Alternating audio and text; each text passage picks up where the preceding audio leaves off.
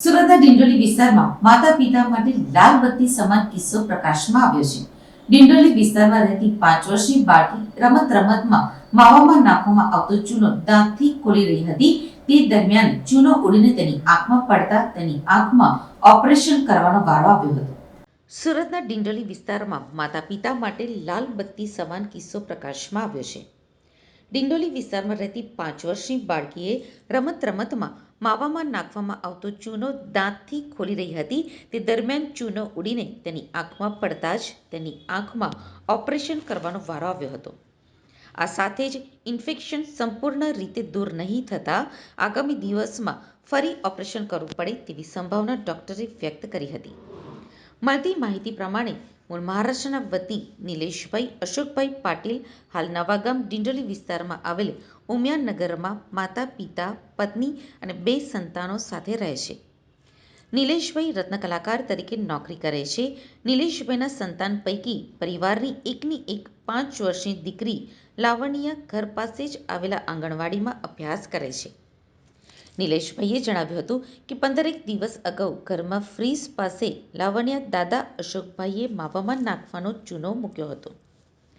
લાવણ્યા ઘરમાં જ રમી રહી હતી. તે દરમિયાન તે રમતમાં તે ચૂનો લઈ લીધો હતો અને તેણે મોઢામાં લઈને ખોલવાનો પ્રયત્ન કર્યો હતો. અચાનક જ તે ચૂનો ખોલીને તેની જમણી આંખમાં ઉડીને પડ્યો હતો. તેથી લાવણ્યા જોરથી રડવા લાગી હતી. લાવણ્યાના રડવાનો અવાજ સાંભળીને પરિવારજનો દોડી આવ્યા હતા અને સારવાર માટે તેને ખાનગી હોસ્પિટલમાં લઈ ગયા હતા અને ત્યાંથી આંખમાં નાખવાના ટીપા સહિતની દવા લઈને આવ્યા હતા. ત્યારબાદ શનિવારે સવારે અચાનક જ લાવણ્યાને આંખમાં દુખાવો થતાં પરિવાર તેને અન્ય ખાનગી હોસ્પિટલમાં લઈને ગયો હતો, જ્યાં તેને આંખમાં ઓપરેશન કરાવવાનું કહ્યું હતું.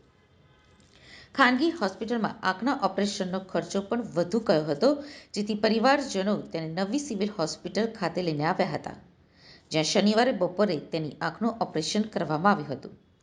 આગામી દિવસમાં ફરી એકવાર ઓપરેશન કરવું પડશે તેમ ડોક્ટરોએ સંભાવના વ્યક્ત કરી હતી. હાલ તો આ પરિવાર બાળકોથી ચૂનાથી દૂર રાખવાની અપીલ કરી રહ્યું છે.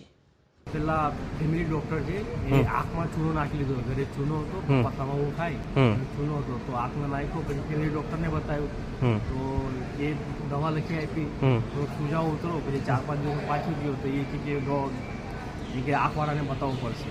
આંખવાળા પાસે લઈ ગયો તો એ કે અઠવાડિયું 10 દિવસમાં સારો થઈ જાય એમ. પછી એની પાસે લઈ ગયો. પછી એ આંખ ખોલે પણ બળે એટલે પાછી બંધ કરી રાખી. પછી ડૉક્ટર કીધું કે ફૂટલીવાળાને બતાવવો પડશે. આંખવાળા ટોપીવાળા ડૉક્ટરનું નામ છે પ્રતિક ટોપીવાળા, એમની પાસે લઈ ગઈ કાલે. તો એમની પાસે જાંચ કરાવી તો એ કહેતા હતા કે ખર્ચો કે આખું આંખમાં ઇન્ફેક્શન વધારે થઈ ગયું છે, આંખ પહેલાં સાફ કરવી પડશે, ચૂનો બધો કાઢીને પછી આપણને આગળ ખબર પડશે આંખમાં શું છે નહીં છે. ખર્ચો વધારે કીધો તો પછી સિવિલમાં આવી. ઓકે, ડૉક્ટરે તમને શું કીધું છે? ડૉક્ટરે હમણાં એમ કીધું કે હમણાં 2 વાગે લઈ જવાનું છે. આંખમાંથી પહેલાં આપણે ચૂનો બધો છે એ સાફ કરીને પછી ખબર પડશે આગળ શું છે નહીં છે.